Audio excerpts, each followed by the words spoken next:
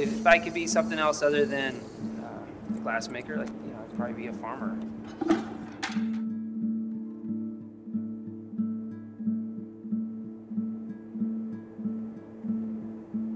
That's definitely the way my mom made me. There's always something to attend to, and there's a season for everything.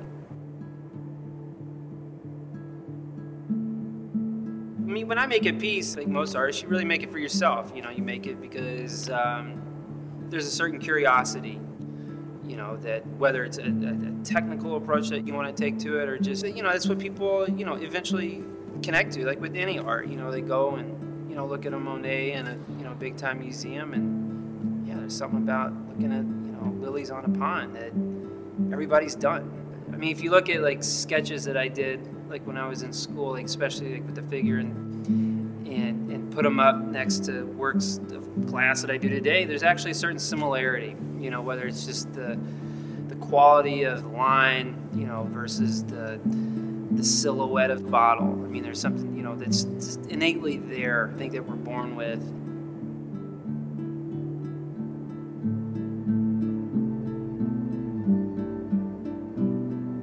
My last critique at school, you know, like I said, I had an affinity for drawing, you know, especially with the pencil and graphite. And I was one of those guys that I could fill up walls, like with drawings, and like I could sit there and talk about it. And I did well. One of my instructors was like, Casey, it's time to bite the bullet. You're gonna have to learn how to make things. You know, you're gonna have to work with, you know, with the three-dimensionality of what these drawings stand for.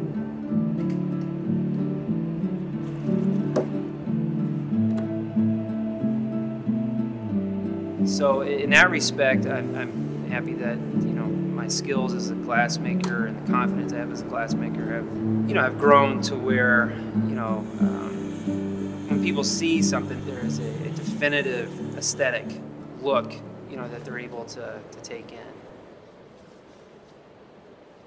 Yeah, so up here is kind of really where it all kind of begins and ends. Actually, the hot shop is just kind of the middle ground. I mean, this desk has been with me since college. This May line at least has, and this is usually where most things start. In this particular piece, like these wrapped eggs, I've been making for actually quite a while. Ever since I've had my studio, it was actually one of the first pieces that I made, and it really just came from the idea of the egg in the nest. Another thing that I do a lot of, that I have been doing a lot of probably in the last 3 years, is working with silvering or mirror. It's actually a silver, wet silver nitrate solution that's poured into the interior of the piece, and have been very interested in working with stones, both stacked and fallen. And currently the working title is 3 Standing Stones. This piece is entitled Dandelion Dreaming, and of course it's inspired by days in the park, you know, blowing dandelions and making wishes.